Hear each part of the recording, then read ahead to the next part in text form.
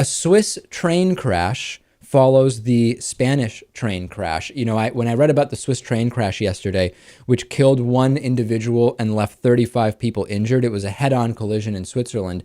These are the same tracks, not exactly where I was last week, but I took a train from Italy to Switzerland, and one of the trains that was involved in this accident is the type of train that I was on. It's the same company, and what I want to pose to the audience really is we've had the Swiss train crash, one dead, 35 people injured.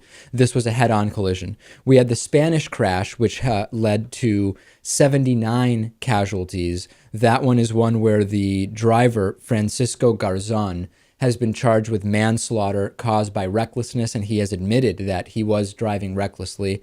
We had the Asiana landing mishap in San Francisco, which led to also, I believe it's 3 deaths at last count. Do you think, Lewis, and then we also had a Southwest plane landing at LaGuardia where the front landing gear collapsed, which was not considered a major incident by pilots, many saying they train for that all the time. It's not high on the list of concerns.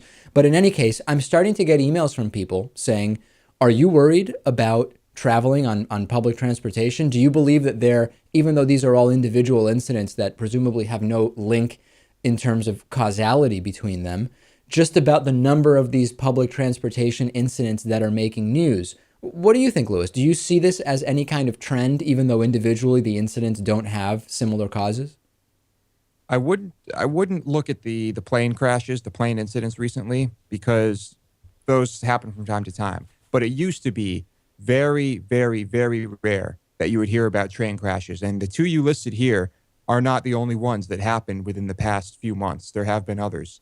And that is a little strange to me. So I think I'd be more worried about traveling on a train, wondering about how well the tracks have been maintained and the competency of the drivers and the people making sure trains are going on the right tracks in the right directions. That seems more worrisome to me. Well, the other concern there also is that people, I think people are starting to realize the total lack of security that exists with trains. Now, for a lot of people, this is something they've been worried about for a while. Look at the amount of security and these huge bureaucracies that we have around the TSA and air travel, and look at the total lack of security around train travel. I mean, I traveled out of the Milano Centrale station in Italy, and absolutely no security of any kind. Huge train station, subways coming in, trains coming in, not that different from Grand Central Terminal in New York City, and total lack of security. Did I feel unsafe? No, I really didn't.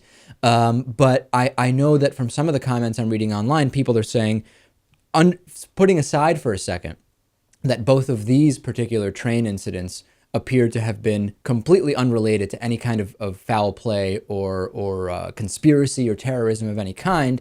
Shouldn't we be thinking about the fact that there is no security on trains? The counter to that, Lewis, is, hold on a second, we're going to lose even more privacy or autonomy the way that many people feel we have with the TSA because of trains, and that's a huge concern for a lot of people. And to be honest, I don't know exactly on which side of that I fall.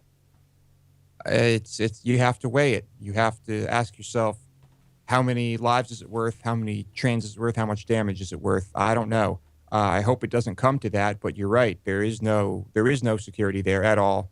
And unfortunately, I think at some point there will have to be. Send me your thoughts on that. What's your thought on train travel? What's your thought on, is this even really a trend, or is it just a coincidence that there have been these 4 incidents, 2 on planes, 2 on trains? And as Lewis said, there have been some others also that have not received very much media coverage.